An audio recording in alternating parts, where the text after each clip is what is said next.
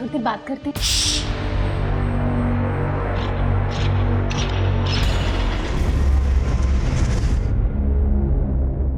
जिंदगी और मौत के बीच बस कुछ ही यादगार दिन होते हैं, कुछ बहुत अच्छे और कुछ बहुत खौफनाक, लेकिन मेरे लिए सारे दिन एक जैसे हैं। सुनो ना, आज ऑफिस से जल्दी आ जाना, मार्केट जाना था नई क्रॉकरीज खरीदने। अच्छी भली तो है क्रॉकरीज, क्या प्रॉब्लम है? 1000 बार बोल चुकी हूँ, ये क्रॉकरीज बेकार हो चुकी है, पुरानी हो चुकी है। समझ में नहीं आता क्या तुम्हें?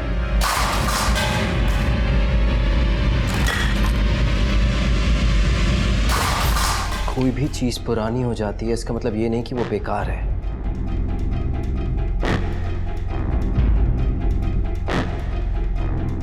अब ये बेकार है। ये जो ड्रामा करना है ना तुम्हें, कहीं और जाके करना। पुराने और बेकार तो तुम भी हो चुके हो। क्या तुम्हें भी ये ग्लास और प्लेट्स की तरह फेंक दूं मैं? मेरी किस्मत ही खराब है।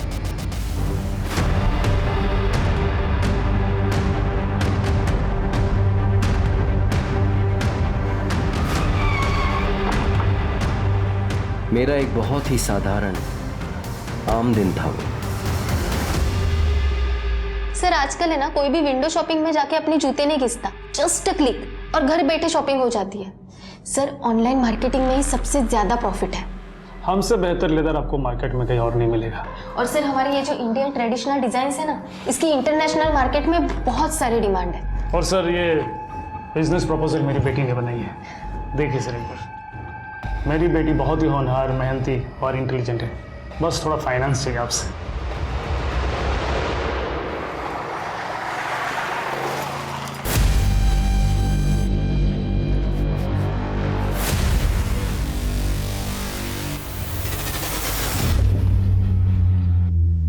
क्या हुआ? सीट बेल्ट लगाया हुआ है, गाड़ी स्पीड लिमिट में है, क्यों रोका? Routine checkup.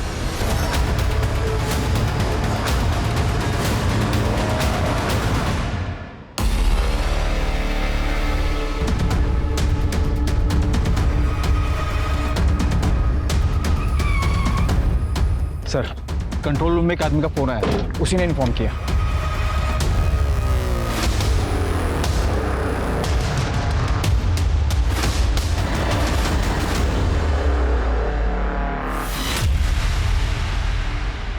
इसे पहले से मार कर जानबूझकर गाड़ी का एक्सीडेंट करवा दी। गाड़ी महंगी लगती है सर, गाड़ी और कपड़ों से तो ये पैसे वाला लगता है। इसकी फोटो खींचकर आसपास के पुलिस स्टेशन में सर्कुलेट करो। जी सर। और ये गाड़ी के नंबर से ये पता करने की कोशिश करो ये गाड़ी किसके नंबर रजिस्टर्ड है। सर यहाँ देखिए,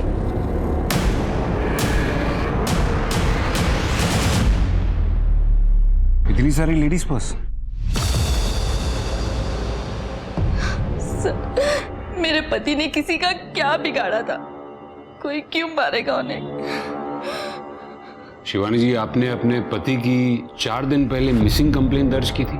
जी, वो ऑफिस का कह के गए थे, लेकिन वापस घर आए ही नहीं। मैंने अगले दिन ही वाशी पुलिस स्टेशन में कंप्लेंट लिखवाई। आपके पति का किसी के साथ कोई झगड़ा? मुझे ये सब नहीं पता। ये 24 लेडीज पर्स दीपक की गाड़ी की डिक्की से मिली, क्या ये आपके?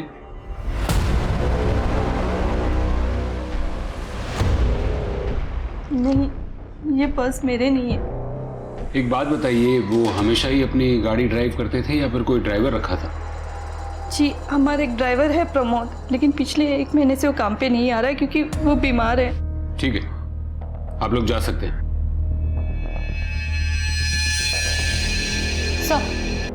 सर खारघर पुलिस स्टेशन से ये फैक्स आया।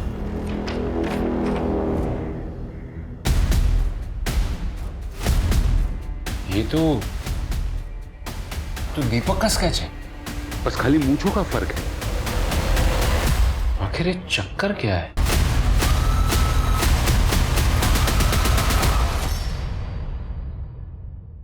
क्या दीदी, अभी तक नाश्ता रेडी नहीं किया? कब से भूख लग रही है मुझे, जल्दी देना। अभी नाश्ता बनने में टाइम है, अभी यही खा ले। और ये क्या है? हाँ, कितनी बार बोला ये बाल छोटे करा ले, जाके कोई अच्छी सी हेयर कटिंग करा ले, वरना कोई लड़की शादी नहीं करेगी तुझसे। दीदी तुझे कुछ पता है नहीं, ओल्ड फैशन हो गई है। आजकल ना लड़कियों को ऐसे ये बड़े वाली पसंद है। मान लूंगी, जिस दिन अपनी नजर से देख लूंगी ना उस दिन मानूंगी। लेकिन हाँ हाँ दीदी दिखा दूंगा, पहले तेरे पति का बिजनेस तो देख लूं, समझ लूं, उसके बाद इससे भी मिलवा दूंगा।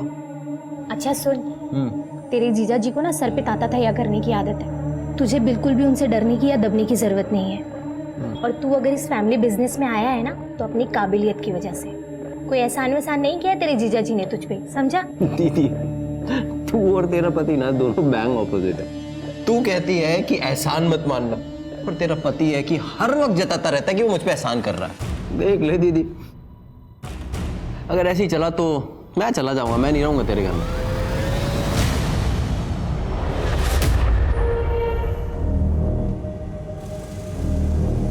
आ गई ऐसी करके।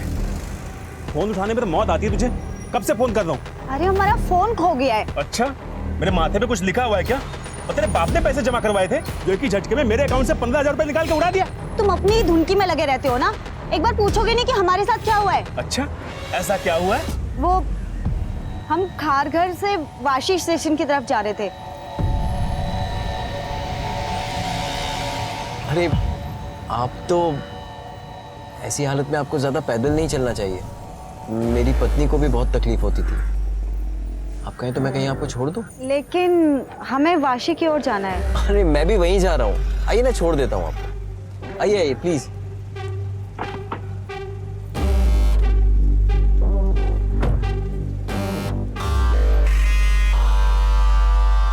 तुम्हारे जैसी खूबसूरत लड़की को इतनी तकलीफ नहीं उठानी चाहिए। अरे हम तो भूल ही गए, हमें ना पैसे निकालने हैं। क्या आप एटीएम के पास कार रोक देंगे? हाँ बिल्कुल, क्यों नहीं। अरे आप क्यों तकलीफ कर रही हैं, मैं निकाल कर ले आता हूँ, अगर आपको मुझ पर भरोसा है तो। ऐसी बात नहीं है, आप बहुत ही अच्छे नेक इंसान हैं। 500 रुपये निकालने हैं। जी, और पिन? 2211। तूने कार्ड और पिन उस आदमी को दे दिए और उसने निकाले अकाउंट से पैसे। अल्लाह कसम यही हुआ था। वो उसने कोई जादू टोना सा कर दिया था कि मैं उसकी बातों में आ गई। इतना झूठ बोलती रही औरत। हम सच कह रहे हैं। वो किसी बड़ी महंगी गाड़ी में आया था, दिखने में भी शरीफ दिख रहा था, और पैसे की खुशबू तो मानो उसके बदन से आ रही थी। अब ऐसे आदमी पे किसको भरोसा नहीं होगा? शिंदे समझ में नहीं आ रहा है, ये दीपक करमरकर इतनी बड़ी फाइनेंस कंपनी का मालिक है, लेकिन खारघर पुलिस स्टेशन के मुताबिक दीपक करमरकर ने किसी रेशमा करवे का एटीएम लेकर उसके अकाउंट से पैसे चुराए। चक्कर क्या है? सर, रेशमा का पति। क्या नाम है तेरा? गणेश। गणेश, हमको ना तेरी बीवी से बात करनी। कहाँ है वो? वो तो भाग गई। भाग गई? कहाँ भाग गई? अरे हम पर क्यों बरस रहे हो? भरोसा नहीं है तो पुलिस से जाकर पूछो। हाँ हाँ, पुलिस के पास भी जाऊंगा, कचहरी भी जाऊंगा, तलाक के लिए। तलाक? इतनी सी बात के लिए? तेरा झूठ सुन सुन के थक गया हूँ। या तो तू मेरे 15,000 रुपए दे या फिर तलाक दे दे। साहब, मुझे लगा एक दिन में अकल ठिकाने आ जाएगी, लेकिन वो तो गायब ही हो गई। तब मुझे लगता है ना वो उसी गाड़ी वाले के साथ भाग गई। सच बोल रहा है? सर, मैं झूठ नहीं बोलता। झूठ बोले तो मेरी गली में कुत्ता काट खाए मुझे। तेरी गली का कुत्ता काटे ना काटे, तू झूठ बोलेगा ना तो हम जरूर काटेंगे। फिलहाल ये शहर छोड़कर जाना नहीं, समझा ना? और तेरी बीवी रेशमा आई ना तो उसे यहाँ लेकर आना, हमें उससे बात करनी है। चल रिवर्स गियर डाल और निकल इधर से। सर, आपको क्या लगता है ये सच बोल रहा है? शिंदे, सच झूठ का तो पता नहीं है, लेकिन इस गणेश से डायरेक्टली या इनडायरेक्टली दो लोग जुड़ते हैं। एक दीपक जो मर चुका है, और एक इसकी बीवी रेशमा जो भाग चुकी है। इस पर नजर रखो और रेशमा को कहीं से भी ढूंढ के निकालो, और ये दीपक की गाड़ी को और मोबाइल के जीपीएस सिस्टम को ट्रैक करो, और वो जहां जहां गया था वो एरियाज के सीसीटीवी कैमरा को खंगालो। जी सर। सर, दीपक के ऑफिस से पता चला है कि दीपक की कुछ दिनों पहले एक पर्स मैन्युफैक्चरर के साथ बहुत गर्मा गर्मी हो गई थी। कौन है ये लोग? I am sure mister Jayant कि आपकी बेटी काफी इंटेलिजेंट है, लेकिन मैं आपकी कंपनी को फाइनेंस नहीं कर पाऊंगा। क्यों? क्योंकि आज वर्ल्ड में ज्यादातर लोग एनिमल क्रुएल्टी के अगेंस्ट हैं, जीव हत्या के खिलाफ। ऐसे में किसी प्योर लेदर के बिजनेस में इन्वेस्ट करके मैं कोई रिस्क नहीं ले सकता। ऐसे बकवास प्रपोजल में मुझे कोई इंटरेस्ट नहीं है। बहुत बड़ी गलती कर रहे हैं आप मिस्टर दीपक। आप लोग जा सकते हैं। हम लोग यहाँ बिजनेस प्रपोजल लेके आए थे, भीख मांगने नहीं, जो इतना अकड़ दिखा रहे हैं आप। पैसा होना तो अकड़ आ ही जाती है। सिक्योरिटी! मिस्टर दीपक, याद रखूंगा इस बेइज्जती को। आपकी बेटी के बिजनेस आइडिया को दीपक ने फाइनेंस नहीं किया था ना, जाहिर है एक बाप को गुस्सा तो आया होगा। आया था सर, लेकिन सर एक बिजनेसमैन अपना बदला बिजनेस में आगे बढ़कर लेता है, किसी का खून करके नहीं। तो आपकी फैक्ट्री से निकले लेडीज पर्स दीपक की गाड़ी में क्या कर रहे थे? सर आप कहना क्या चाहते हैं? मैंने ये सारे पर्स दीपक के कार के डिक्की में रखे, फिर उसका मर्डर किया, क्या कह रहे हैं सर आप? सर इनफैक्ट ये बैग्स हमारे कंपनी की है ही नहीं। इसकी डिजाइन्स देखिए कितनी लोकल है, ये ना आपको सड़क पे आराम से मिल जाएगी। कंगना ऐश्वर्या आलिया की पसंद, ले लो 300 रुपए 300 रुपए 300 एम 300 फिक्स प्राइस है, नो बार्गेनिंग। और ये? हाँ ये भी 300 है ना, बार्गेनिंग नहीं है मैम। अरे कल ही खरीदा मम्मी ने, प्रियंका ने अपनी शादी में पहना था ना, बिल्कुल वैसा ही है, एकदम चटक लाल, ऊपर से गोल्डन वर्क है, सिल्वर भी। तू देखना, पहनूंगी ना तो प्रियंका से भी ज्यादा सुंदर लगूंगी। तू आ रही है ना? ये तो दीपक की स्केच है, लेकिन ये मूंछ है। मैंने तो इतने सालों में उन्हें कभी मूंछों के साथ नहीं देखा। देखिए मैडम, नकली मूछें लगाना बहुत आम बात होती है। मैं कुछ समझी नहीं, बात क्या है? ये कैसी बातें कर रहे हैं आप? मेरे पति बिल्कुल ऐसे नहीं थे। अरे उनका मर्डर केस सॉल्व करने के बजाय आप लोग उस पर घिनौना आरोप लगा रहे हैं। ये एफआईआर रिपोर्ट 1 महीने पहले दर्ज की गई थी, देखिए। शिवानी जी, हर इंसान के अलग अलग रूप होते हैं। क्या आपके पति दीपक की जिंदगी का ऐसा कोई पहलू था जो शायद छुपा कर रखते हो? मुझे नहीं लगता। अरे आप लोग यहाँ क्या कर रहे हैं? मैंने मना किया था ना कमरे से बाहर निकलने के लिए। चलिए अंदर जाइए, अंदर जाइए।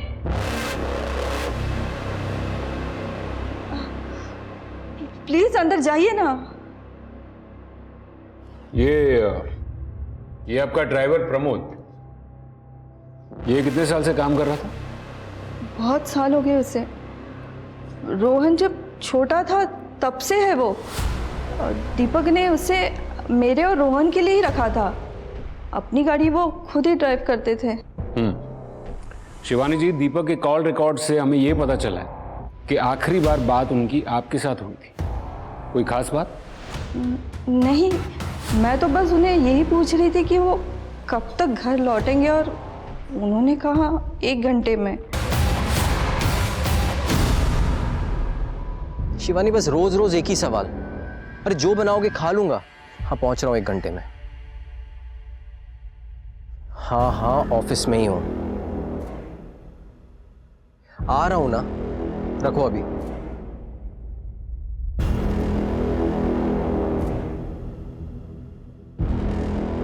दीपक, क्यों आते हो यहाँ पर? मेरी साफ सुथरी बातें तुम्हें समझ नहीं आती? इस दुनिया में साफ सुथरी बात कोई होती ही नहीं है।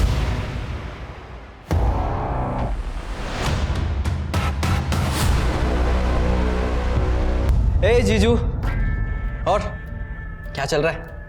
टाइम पास चल रहा है। तू बता, कैसा लगा रिसोर्ट? सच कहूं, मजा नहीं आ रहा है, एकदम बोरिंग है। अच्छा, और बोरिंग क्यों लग रहा है तुझे? जीजू, जहां इतनी मनहूसियत हो वहां बिजनेस कैसे बढ़ेगा? अभी देखो, ये क्या टांगा हुआ है आपने? ये देखो, ये क्या टांगा हुआ? क्या कर रहा है तू? 1 मिनट, ये अरे बताता हूँ क्या कर रहा हूँ, बताता हूँ क्या कर रहा हूँ। जीजू, आजकल वर्ल्ड में ब्रांडिंग सब कुछ है, जो दिखता है वो बिकता है। आप यहां ना अपनी एक बड़ी सी पिक्चर टांगो किसी सेलिब्रिटी के साथ, एकदम स्टाइलिश। तेरे दिमाग का पुर्जा हिल गया है? क्या कर रहा है ये? याद रख, तेरी बहन की वजह से तेरा पागलपन झेल रहा हूं मैं, समझा तू? और मेरी बड़ी वाली फोटो लगा के क्या होगा? क्या होगा? आप एक बार करके तो देखो, फिर देखो बिजनेस कहां से कहां जाता है। बिजनेस जहां जाना है वहां जाएगा। पहले ये फ्रेम्स तू वापस जगह पे लगा। जीजू, मैं ना एक फोटोग्राफर लेके आता हूँ, पिक्चर तो आपकी लगाऊंगा मैं। रेडी रहना। सर, हमने दीपक के ऑफिस के सारे पेपर्स और बाकी के रिकॉर्ड्स भी चेक, पर ऐसा कोई भी एविडेंस नहीं मिला जिससे कि साबित हो सके कि वो पर्स स्मगल किए गए। सर, दीपक के कांटेक्ट में किसी सस्पिशियस पर्सन का नाम भी नहीं। उसका ड्राइवर प्रमोद, उसके बारे में कुछ पता चला? हाँ सर, हम उसके गांव गए थे, उसकी डेथ हो चुकी है सर। व्हाट? हाँ सर, एक बीमारी के चलते काफी पहले उसकी डेथ हो चुकी है। वैसे सर क्राइम स्पॉट के आसपास की सीसीटीवी फुटेज मैंने मंगवाई है, पर ट्रैफिक डिपार्टमेंट की तरफ से थोड़ा टाइम लग रहा है। ठीक है, मैं कमिश्नर के ऑफिस से फोन करवाता हूँ। सर एक अच्छी खबर है सर, हमें दीपक की कार में से जो बैग्स मिले थे उनमें से 2 के बोनाफाइड सीरियल नंबर से पता चला है कि वो क्रेडिट कार्ड से खरीदे गए थे, अनीता कश्यप और श्रेया खट्टर के नाम से। उन दोनों से पूछताछ करो और उनसे पता करो कि उनके पर्स दीपक की गाड़ी में क्या कर रहे थे।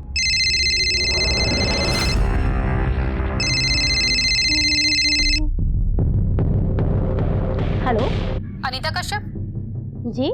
मैं नवी मुंबई पुलिस थाने से बात कर रही हूँ। मुझे आपसे एक बैग के सिलसिले में बात करनी थी जो आपने पूना से खरीदा था और अब शायद आपसे खो गया। आई एम सॉरी, मुझे नहीं पता आप किस बारे में बात कर रहे हैं। मेरा कोई पर्स नहीं खोया है। ठीक है, जरूरत पड़ी तो आपको दोबारा कॉल करूंगी। जी।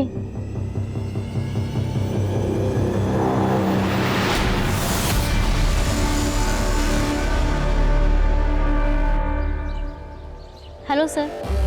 Please have a seat.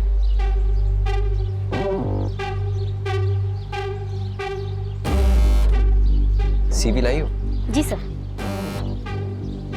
मेरा एक फैमिली बिजनेस है, मैं अपने बिजनेस को रिवाइव करके रीलॉन्च करना चाहता हूँ। आई होप तुम बड़े अकाउंट्स हैंडल कर पाओगे। जी बिल्कुल सर। गुड। अनीता, आज मैं तुमसे बिजनेस के रिगार्डिंग मिलने नहीं आया हूँ। एक्चुअली मैं कुछ कन्फेस करना चाहता हूँ। मैंने जब से तुम्हें देखा है बस तुम्हारे बारे में ही सोच रहा हूँ। मैं तुम्हें और अच्छे से समझना चाहता हूँ, जानना चाहता हूँ, एक अच्छे दोस्त की तरह। हम कुछ भी गलत नहीं कर रहे अनीता। कुदरत ने मर्द और औरत को बनाया ही ऐसे, जानवर की तरह। अनीता, अनीता बेटा नीचे आ जाओ, लड़के वाले आ गए हैं।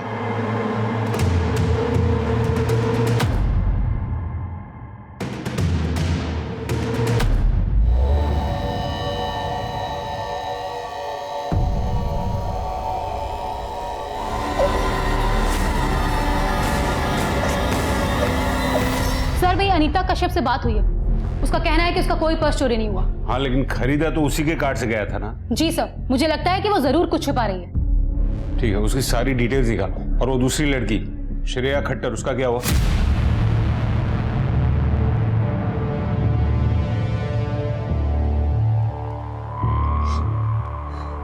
वही है मैम।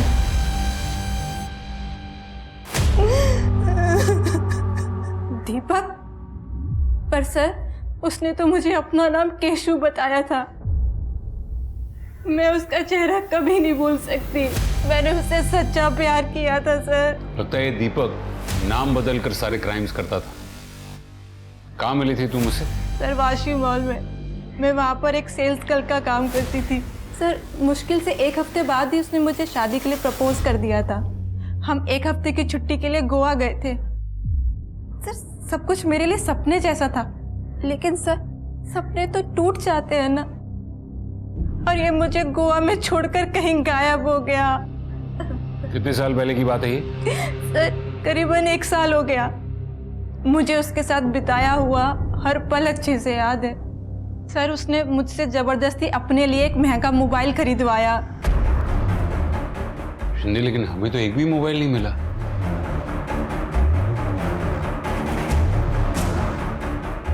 अरे क्या कर दिया आप? अरे वहाँ पे कुछ नहीं है। मैडम आप क्या ढूंढ रही है, मुझे बताइए ना।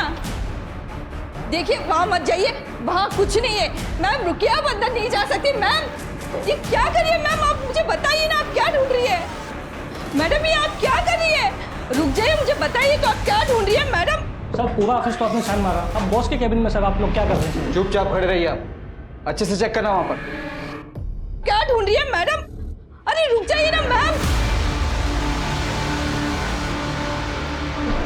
हाँ सर ये सब फोन उसी के हैं। पर हाँ सर ये फोन मैंने खरीदा था केशु के लिए, अपने केशु के लिए। बकवास करिए सर, सरासर बकवास करिए। ये कह रही है कि मेरे पति ने इसे 1 हफ्ते तक गोवा में यूज किया। अरे उनका मर्डर हुआ और तुम उनके नाम पर कीचड़ उछाल रही हो। झूठ बोल रही है सर, झूठ बोल रही है। और आप इतना दावे के साथ कैसे कह सकते हैं कि ये झूठ बोल रही है? क्योंकि सर मेरे पति किसी भी औरत के साथ कुछ कर ही नहीं सकते थे, वो गए थे।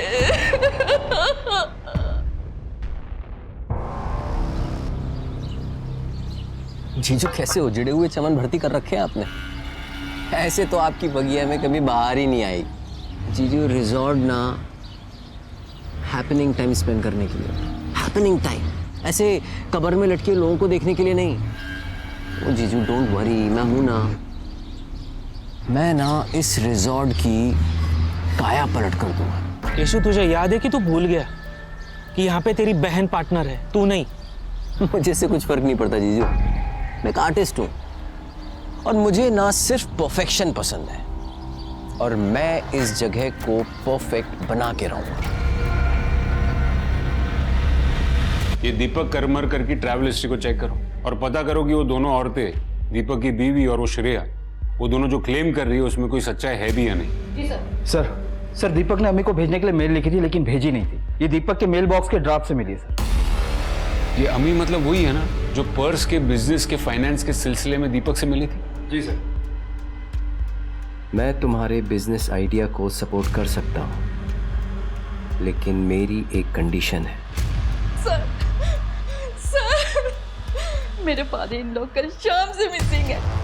मैंने काफी बार उन्हें फोन ट्राई किया लेकिन वो फोन ही नहीं उठा रहे। आपका किसी और शहर में या गांव में घर है, उसका कोई एड्रेस हो तो दीजिए। सर इस बारे में मुझे कुछ नहीं पता, मैं सिर्फ 10 दिनों से उन्हें जानती हूँ। 10 दिन पहले ही हमारे घर रहने आए थे।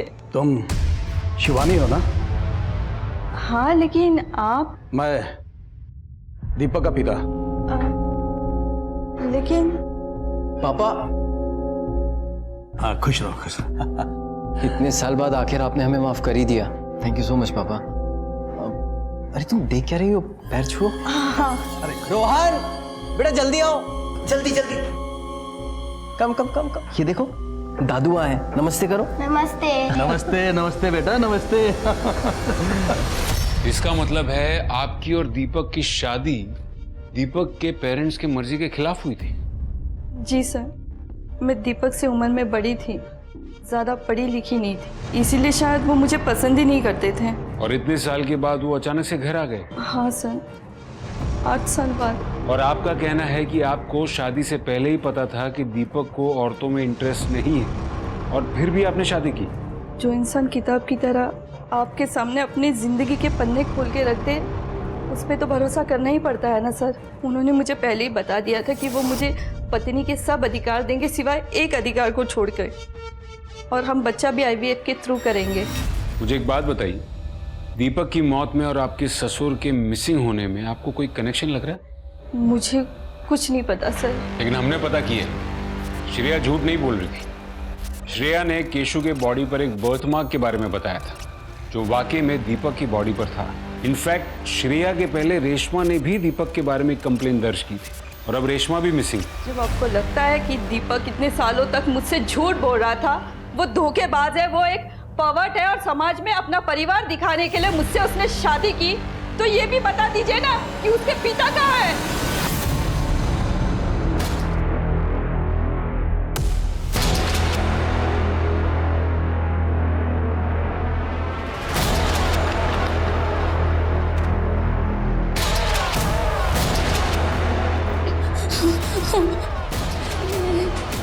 मुझे छोड़ दो, मुझे छोड़ दो, मुझे छोड़ दो। नहीं, नहीं, नहीं।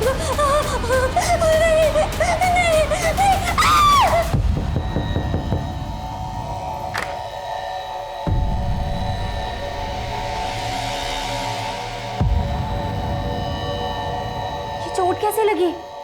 किसने किया ये सब? अपने पति से पूछ।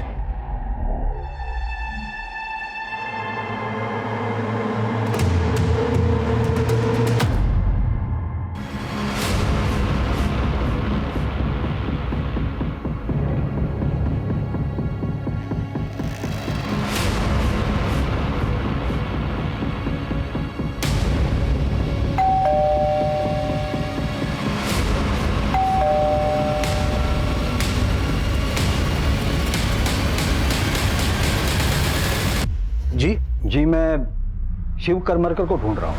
हाँ बोलिए, मैं ही हूँ शिव करमरकर। क्या दीपक करमरकर के पिता आप हैं? जी हाँ, दीपक का पिता मैं ही हूँ। दीपक क्यों आते हो यहाँ पर? मेरी साफ सुथरी बातें तुम्हें समझ नहीं आती? इस दुनिया में साफ सुथरी बात कोई होती ही नहीं है। ऐसे कैसे हो सकता है? दीपक ने तो खुद बताया था कि वो उसके पिता है। हमने सब पता कर लिया।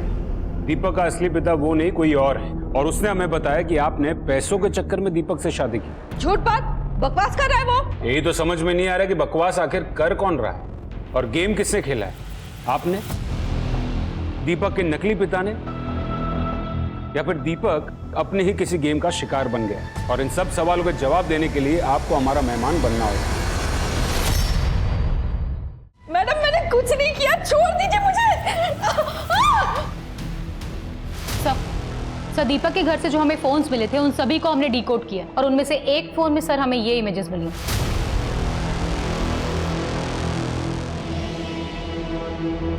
अवनी, इन सारे इमेजेस के सोर्सेज निकालने होंगे।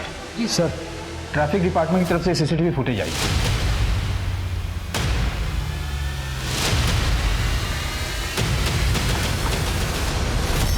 अरे लेकिन अंदर आने की क्या जरूरत है? बात करो ना बाहर से। उतरो, गाड़ी से उतरो। देखो, क्या चाहिए तुम्हें? गाड़ी चला। देखो, अगर तुम्हें पैसे चाहिए, मैं जितना बोलोगे उतना दूंगा। चाकू उठाओ। बोला ना, गाड़ी चला। सर, ट्रैफिक डिपार्टमेंट ने अश्योर किया है कि वो इंटरनल इन्वेस्टिगेशन करके हमें इन्फॉर्म करेंगे कि दोनों आदमी उनके हैं या नहीं, पर अभी तक कुछ पता नहीं चला है। एक काम करो, अपने सारे खबरियों को अलर्ट कर दो। हो सकता है कि नकली ट्रैफिक पुलिस वाले भाड़े के कॉस्ट्यूम लिए। आसपास के एरिया के सारे कॉस्ट्यूम वालों से भी पूछताछ करो। जी सर। हेलो, क्या आपने कब देखा इसको? सर करीब 2 घंटे पहले जब मैं यहाँ आई तब वो ऐसे ही थी। इसे हॉस्पिटल ले जाना होगा। शांति, एम्बुलेंस बुलाओ। जी सर। सब मेरी ही गलती है। आपकी गलती? मैं कुछ समझा नहीं। सर, एक और लड़की 3 दिन पहले गायब हुई थी।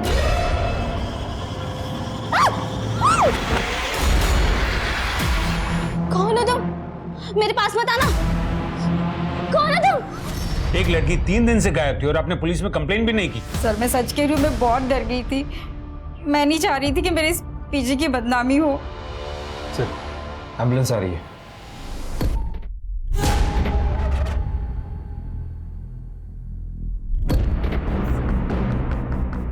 आज की सबसे बड़ी खबर, एक बहुत बड़ी फाइनेंस कंपनी के मालिक दीपक करमरकर की कुछ दिन पहले हत्या कर दी गई थी, लेकिन असल जिंदगी में वो विक्टिम नहीं, एक क्रिमिनल थे। इसी के साथ आपको बता देते हैं कि एक और बड़ी खबर आई है नवी मुंबई से 2 लड़कियों के रेप होने की। आखिर मुंबई जैसे शहर में डबल रेप, कहाँ गया प्रशासन जिन्होंने ये दावा किया था कि लड़कियां मुंबई में सुरक्षित हैं? आइए जानते हैं कि अपोजिशन पार्टी का इस सर, एक और लड़की की रिपोर्ट आई है जिसे मार्केट एरिया में टारगेट किया गया। मॉडस ऑपरेंडी यहाँ की क्राइम से मिलती जुलती है। पहले लड़की को प्यार में फंसाया, फिर होटल में ले जाकर ब्रूटली रेप किया। लड़की का कहना है कि लड़का क्लीन शेवन था और उसने कैप पहन रखा था। लेकिन सर, इस बार ये कांड नवी मुंबई में नहीं, बैंगलोर में हुआ है। बैंगलोर में? हाँ सर, हो सकता है कोई कॉपी कैट हो। वहां की कोई सीसीटीवी फुटेज मिली? हाँ सर, मिली है, पर क्लियर नहीं है।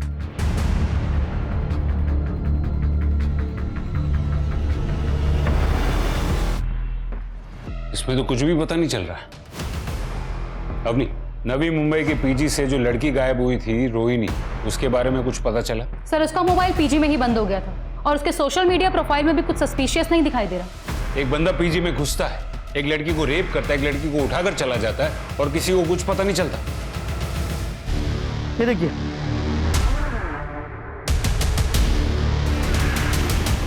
इट्स कंफर्म सर, उस सुनसान जगह पे जो लाश मिली है वो रेशमा करवे की है। उसके मोबाइल के जीपीएस की हिस्ट्री ट्रेस करो और देखो कि वो जहां जहां गई है वहां कौन कौन से नंबर्स एक्टिव हैं, और देखो कि उनमें से कोई कॉमन नंबर्स मिलते हैं क्या। Okay sir. और एक बात है सर, दीपक की मौत के 1 दिन पहले ट्रैफिक पुलिस की फुल कॉस्ट्यूम रेंट पर ली गई थी। हम ट्रेस कर रहे हैं सर, और दीपक के नकली बाप को ढूंढने के लिए खबरियों को भी काम पर लगा दिया है।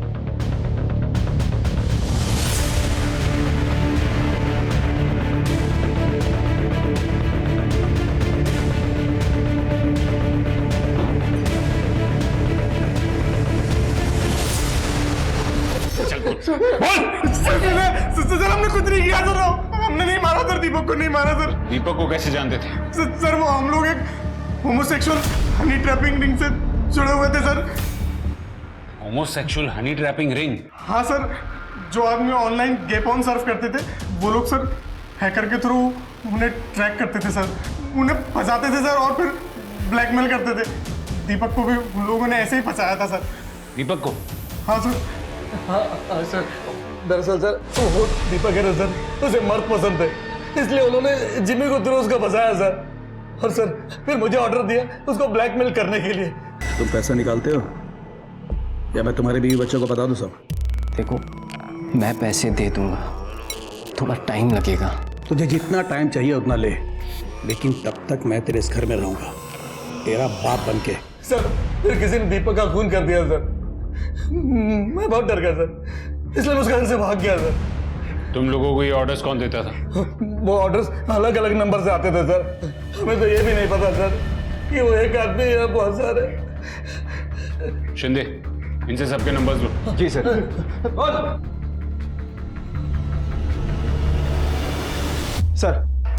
सर जिम्मी और उसके साथी ने हमें 18 नंबर्स दिए हैं। इसमें से बहुत से नंबर इंटरनेशनल्स हैं जो कि वीपीएन के थ्रू कनेक्ट होते हैं। कुछ नंबर बंद हैं, लेकिन कुछ नंबर सर उस एरिया में भी एक्टिव थे जहां से हमें रेशमा की बॉडी मिली। शिंदे, ये 2 नंबर्स देखो, ये दोनों नंबर्स दीपक और रेशमा दोनों के केस को कनेक्ट कर रहे हो ऐसा मुझे लग रहा है। हो सकता है कि इन्हीं 2 नंबर्स से दीपक को ब्लैकमेलिंग के कॉल्स आते होंगे, और यही 2 नंबर्स जहां से रेशमा की बॉडी मिली वहां पर एक्टिव है। सर एक बात समझ में नहीं आ रही है, ये ब्लैकमेलर्स आदमी को शिकार बनाकर उनसे लाखों रुपए ऐंठते थे, तो सर सिर्फ 15,000 रुपयों के लिए एक प्रेग्नेंट औरत को किडनैप करके क्यों मारेंगे? सर हो सकता है कि इस केस से और भी रेप और किडनैपिंग के मामले जुड़े हों और ये दीपक उसी ग्रुप का कोई हिस्सा हो। शिंदे, जितने नंबर्स बंद आ रहे हैं उसके बारे में भी जितना पता कर सको वो करो। और वो अनीता जिसने क्रेडिट कार्ड चोरी होने की 1 महीने बाद कंप्लेन की, उससे तो घुमा फिरा कर पूछो। मुझे डाउट है कि वो कुछ ना कुछ जरूर छुपा रही है। और वो श्रेया जिसने अपनी पहली कंप्लेन में ये कहा था कि दीपक ने नाम बदल कर उसे फंसाया था, इन दोनों से बराबर पूछताछ करो, जरूर कुछ ना कुछ मिलेगा।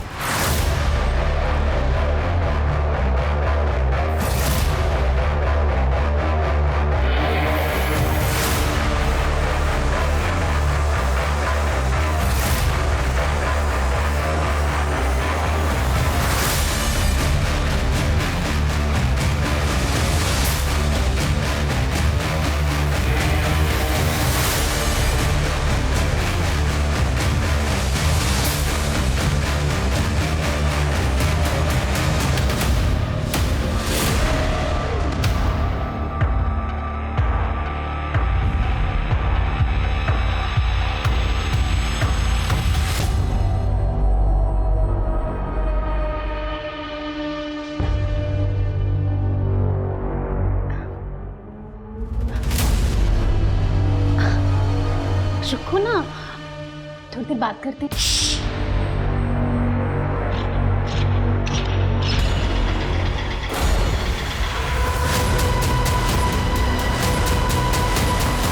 सर मैं अपनी बात से कभी नहीं मुकरी। मैं आज भी आपसे ये बात कहती हूँ कि उसने मुझे धोखा दिया है और मैंने उससे सच्चा प्यार किया था, करती हूँ और करती रहूँगी। मैं उसके लिए कुछ भी कर सकती हूँ, और इसी सच्चे प्यार के लिए जो उसने मुझसे कहा मैंने वो सब किया सर।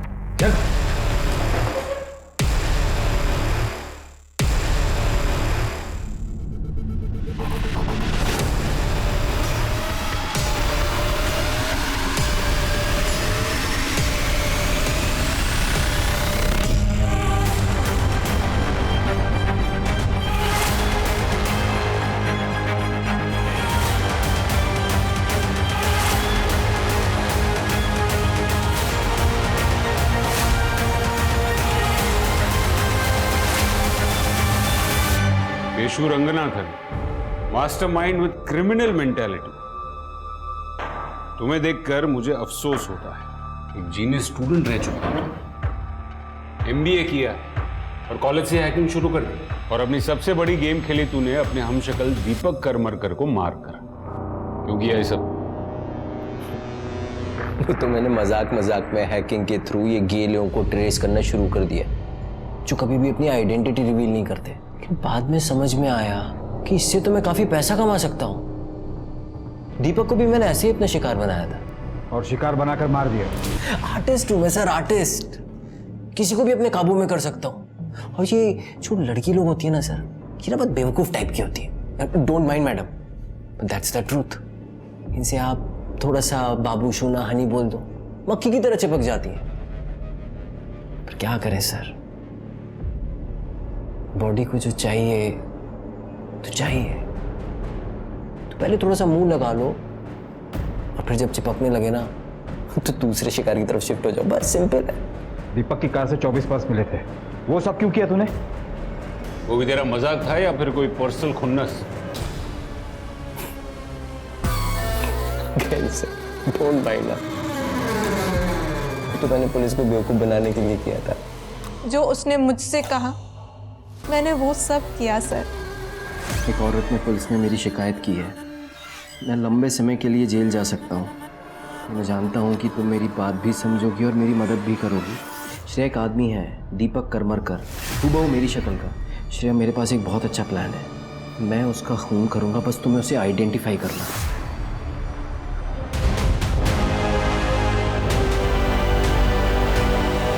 सर आप लोग ना मुझे कभी पकड़ नहीं पाते, वो तो मुझे उस सर फिरी लड़की रेशमा ने फंसा दिया।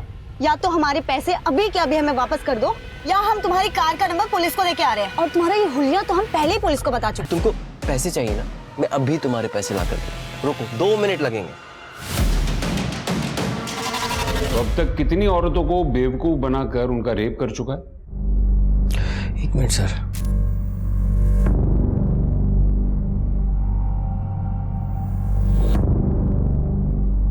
सर एग्जैक्टली नहीं बता पाऊंगा, यही कुछ 50-60 होंगी। मानना पड़ेगा, प्लान एकदम परफेक्ट था तेरा। तूने बड़ी आसानी से पुलिस के सामने यह साबित कर दिया कि सारे क्राइम्स दीपक करमरकर ने ही किए थे। लेकिन तू तो पुलिस रिकॉर्ड से काफी दूर था। तो बैंगलोर वाला कांड?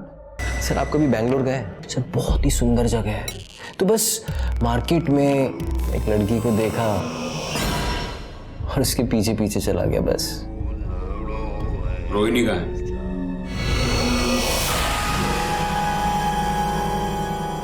क्या हुआ? वो पीजी का double rape case, Sonia, Rohini को तूने ही उठाया था ना? कहाँ है रोहिणी?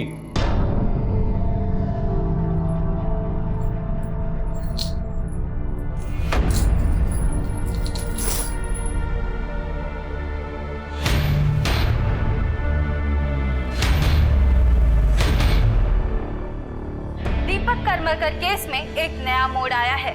असल जिंदगी में दीपक क्रिमिनल नहीं बल्कि विक्टिम थे और उन पर सारे लगाए गए इल्जाम बेबुनियाद थे। जितने भी क्राइम हुए थे वो दीपक ने नहीं बल्कि उसके हमशक्ल केशु ने किए थे। शिवानी जी, हमें माफ कर दीजिए।